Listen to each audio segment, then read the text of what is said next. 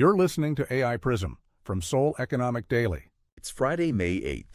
I'd like to share some thoughts about Front Page Daily.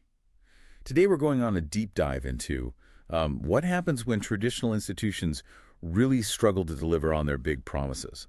From housing to finance, we're seeing the market basically decide to just, well, bypass them entirely. Right, and it's happening everywhere. Let's start with physical infrastructure. If you track Korea's domestic policy, you know the government has this massive target, right? They promised 63,000 new housing units by 2030 across the first-generation new towns. Yeah, and for those outside Korea, those are the 5 planned cities built around Seoul back in the 1990s, places like Bundang. But the flagship rebuild there, at Yangjimao, it just hit a complete wall. Exactly. To speed up the timeline, the government pushed what they call a trust model. Right, so instead of a traditional homeowner association running things, a regulated real estate trust company acts as the legal project operator. I was thinking of it as sort of like hiring a professional wedding planner, but you actually sign over the legal rights to your bank account to guarantee the event happens. That's a great analogy, but I mean, if the families still revolt over who sits where at the reception, the planner is totally powerless. And that is exactly what happened here. The homeowners just terminated their agreement with Korea Land Trust. Over disputes about profits and unit assignments? Yes, the acceleration mechanism totally failed. And if you're an investor looking at execution risk, this gets even more complicated. There's this August 2026 rule change coming up.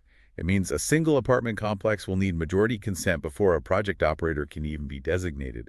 So this top-down planning is just, well, it's running headfirst into ground-level wealth disputes. You know, that bottleneck in physical real estate actually mirrors a completely different kind of building bottleneck Korea is watching right now, manufacturing DNA. Oh, right.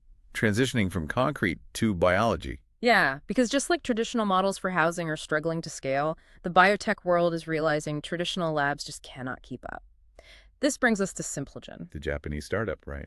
Just a 40-person team in Kobe. Exactly. They've partnered with IMEC, which is a Belgian semiconductor research group, and the goal is to build DNA on microchips. Wait, so how exactly does silicon help us print biological molecules? Well, think about how a microchip prints billions of transistors. If you apply that same microscopic precision to arranging biological molecules, you take a slow, manual lab process and turn it into a high-speed printing press. Ah, I see.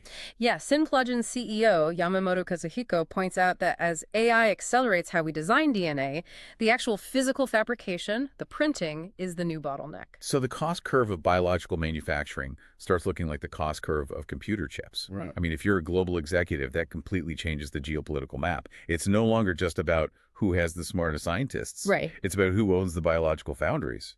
Yes, and that shift in supply chain control, it connects directly to a new kind of foreign competition we're seeing right inside Korea's borders. We were talking about what happens when institutions run out of resources.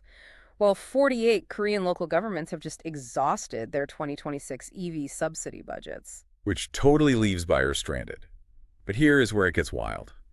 Chinese EV maker BYD is stepping in, but instead of lobbying the state, they are just opening their own wallet. Paying their own subsidies. Exactly. For May 2026, across 4 models, BYD is paying roughly 1.09 to 1.69 million won. So that's about $800 to $1,250 per car, plus some cashback options. And it's working. I mean, they hit a record 2023 sales in April. Historically, automakers rely on state incentives to crack protected markets like Korea, but BYD is just, they're bypassing the state entirely. Yeah, if you're holding stock in Hyundai or Kia, you have to be watching this. A foreign competitor buying market share by literally replacing the host government's financial role. And when you look at those local EV budget shortfalls, it points to a much broader structural finance gap. The Blue House's new Chief of Staff for Policy, Kim Young-beom, actually just critiqued Korea's system by pointing to Germany's Sparkassen. Wait, the Sparkassen, remind me, those are Germany's public law savings banks, right? The ones with a local community mandate. That's right, and the data gap is huge. The Sparkassen holds 35.1% of Germany's $1.4 trillion, or roughly 1,907 trillion won mortgage market. But look at Korea's equivalent. There's second-tier lenders. Yeah, the non-bank deposit-taking institutions meant for underserved households. They hold just 11.4%. But wait, why are we looking at a highly decentralized German banking model for Korea's highly centralized system. Can you even overlay that? Well, Kim's point is that Korea's large commercial banks have aggressively expanded and basically crowded out those smaller lenders.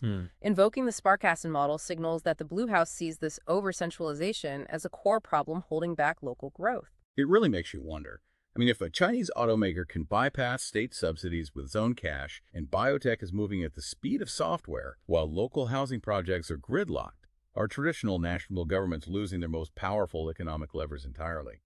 That's today's AI Prism, Front Page Daily. This episode was produced with AI assistance based on Seoul Economic Daily reporting and reviewed by a human editor.